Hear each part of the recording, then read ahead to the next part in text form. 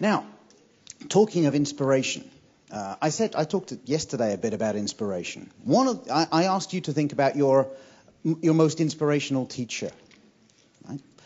Well, one of the teachers I had at university wasn't inspirational. He didn't want to be. I asked him about this, and he said, "I would hate to be an inspirational teacher. That would just be such a huge responsibility." And it is. It is a responsibility. But I think if we had a teacher as inspirational as our next speaker, then we'd all be very, very happy. Now, you may have noticed that I'm wearing different shoes today. In fact, it doesn't feel like I'm wearing shoes at all.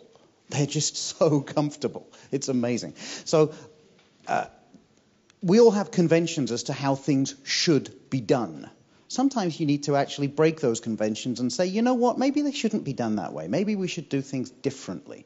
And our next speaker has used the power of art and education from his past as an inspiration to see how he could change the rules, break the rules, and create a sustainable, successful business. It's not in the area of cosmetics, it is in the area of shoes. Please welcome the co-founder of Lems Shoes, all the way from America, Steve Perna. So before I begin today, I would like to say that being here in the fragrance and cosmetic capital of the world really is a dream come true. But it's not. Why? Because as a kid growing up in a small rural town in Pennsylvania, I never would have imagined in a million years being here today.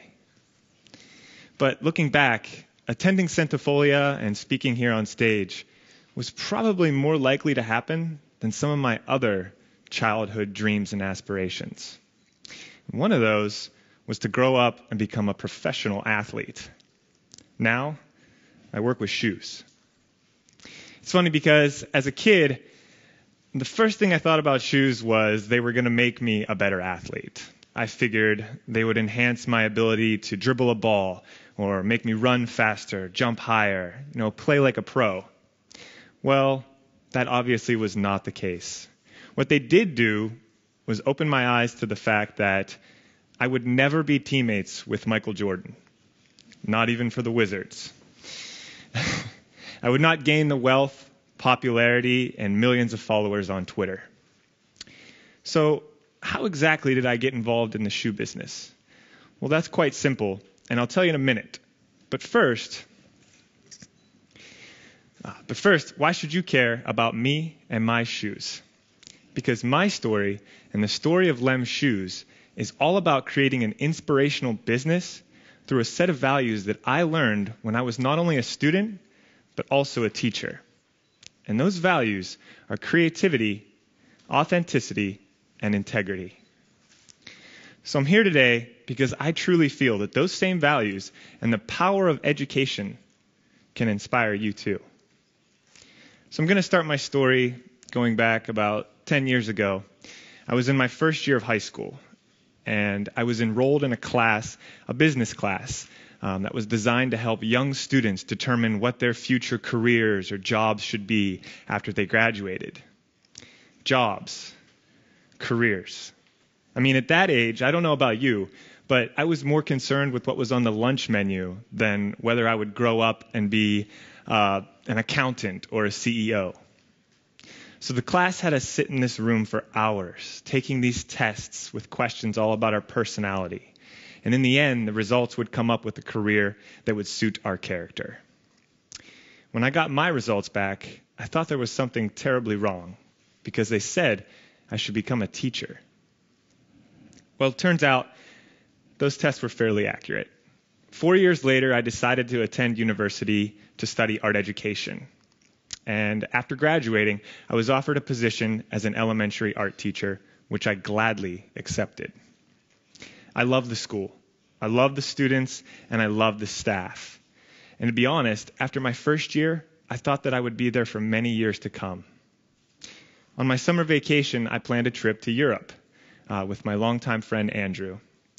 And throughout that month of long train rides and crowded hostels, our friendship grew much, much stronger. And so when I returned home, Andrew asked me if I would leave my teaching position to help him with his idea for a barefoot shoe company. The first thing that came to mind was, I don't know a single thing about barefoot shoes, except that it's an obvious oxymoron. And business, I had a better chance of understanding physics and French. But as Robert S. Persig once wrote, you look at where you're going and where you are, and it never makes sense. But then you look back at where you've been, and a pattern seems to emerge. And so with that thought in mind, I accepted Andrew's offer, and Lems Shoes was born. But with only ever knowing art and education, I was so nervous to jump headfirst into this new career of commerce. Soon, I realized that those values that I learned in education, creativity, authenticity, and integrity, would be essential in building our business. So creativity. Pablo Picasso once said, all children are artists. The problem is how to remain an artist once he grows up. What I noticed about my students was that no matter how much I taught them about creating art, the right aesthetics, good form, proper technique, it didn't matter. They wanted to break all the rules. They wanted to let their imagination run wild. I spent so much time trying to teach them what I thought was right, but in the end, I was completely wrong. Those students, those kids were the essence of creative freedom. They didn't care how the great artists had done it in the past. They saw things in a new perspective, a new light, and in doing so, they were able to let their creativity shine. So you're probably asking yourselves, what does this have to do with a shoe business? Well, because our company has been dedicated from the beginning to breaking the norm, to challenging the footwear that so many people think and assume to be right. The elevated heels, the extended toes, and the excessive stiff cushioning, all of which are cause for serious foot, knee, and back injuries. We set our focus and our creativity on producing footwear that promotes healthy foot development, no matter how different or fashionably unacceptable they may seem. And that's why all of our footwear is extremely flexible, completely flat, and is the shape of the human foot. You know, we don't have any board of investors. We don't have any shareholders. We don't have any outside influences. We know that we only have to answer to ourselves and what we know is right, even though so many people think it is wrong. We have helped numerous people find comfort in our footwear. But I also feel we have helped people find comfort in our company's authenticity. So Samuel Johnson once said, the true art of memory is the art of attention. In any classroom, whether it's math, science, literature, or art, the key to a successful learning environment is always going to be authentic interaction. Students don't want to be overlooked or undervalued. They seek engagement and attention, sometimes too much attention. They're always looking for the possibility of raising questions, opening discussions, and sharing their stories, even if their stories are irrelevant to the subject at hand. Sorry. So in the educational system, they always look for responses when they share these stories. I had a little girl come up to me once and said that she would like to share her painting and what she had done for her project in front of the entire class. So I let her come up. Little did I know that as soon as she was finished, the entire classroom, every single student then wanted to come up and share their story and show their picture as well. it was at this point that I truly understood the power of this positive sharing experience. In today's society, there's an obvious change in the way that we communicate and interact with one another. And the reason for that change is technology. Technology has opened up so many possibilities, especially for businesses. It's enhanced their marketing techniques, allowed for global markets, but most importantly, it's allowed them to project their transparency. With all the new laptops and tablets, smartphones and apps, we aim to be that human factor. We want our customers to know that there are real people behind those keyboards, even if it's just two of us. Nowadays, a customer just doesn't want to experience a product, but with social media and blog sites, they yearn for the opportunity to share their opinions, give feedback, and collaborate with the company personally.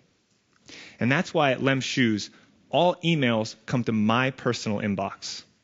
All phone calls are directed to my cell phone. And with every comment, question, or concern, I make it a point to give a valid and truthful response. Our goal as a company is to produce products that people look for. But our promise is to maintain an honest and authentic personality that customers come back for. And I think that says a lot about our integrity. So the great Leonardo da Vinci said, "Poor is the pupil who does not surpass his master." It's upsetting to me to see these educational systems continue to use the mindset of percentages to determine student success rates. Shouldn't a teacher be more concerned with a student's intrinsic motivations, such as inspiration and passion, rather than focusing on these short-term external motivations like grades? An inspiring teacher should not gain satisfaction from test scores. They should try to invoke a sense of meaning and enjoyment in the hearts and the minds of their students. It was sometime after leaving my teaching position and I started working for Lems Shoes that I received an envelope in the mail. And from the sender's address, I assumed it was just a form or a notice that was from my old school. But upon opening it, I noticed that it was a drawing and a poem. And attached to that drawing was a small note from a former 5th grade student of mine. In the note, she wanted to let me know that one of the projects she had done in my class was going to be published in an up-and-coming book entitled Talented. She wished to thank me and to let me know that my efforts were much appreciated. Companies have always used mathematics and profits, dollars and cents, to determine success, similar to how the public evaluates prosperity by a paycheck.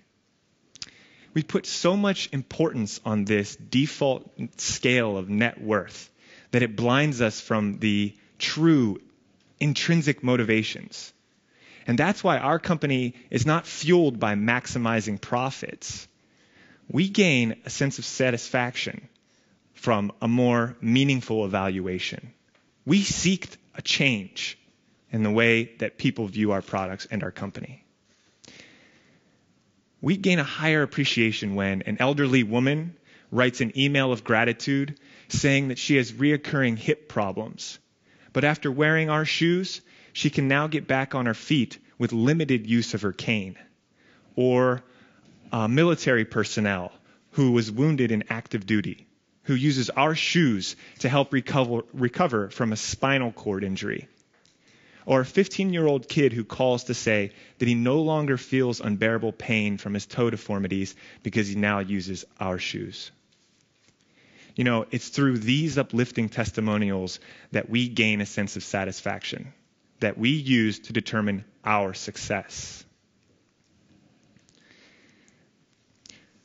The renowned poet Maya Angelou once said, "People will forget what you said, people will forget what you did, but people will never forget the way you made them feel." And so now I think back to those inspirational teachers that I once had in the past, but have stayed with me throughout the years. the ones who really understood and embodied creativity, authenticity, and integrity. And it's because of their inspiring efforts that I chose a specific path, a path of education, but now a path of business. You know, we all want to inspire our customers, our partners, and our followers, and we want to be seen as leaders in all of our industries. But before you can inspire anybody, you first need to be inspired yourself. So I'll simply leave you with this. Who inspires you? And when you know the answer to that question and why, then you can evaluate what you stand for and what you aim to inspire in others. And then one day, when someone is asked that same question, the answer will be you. Merci.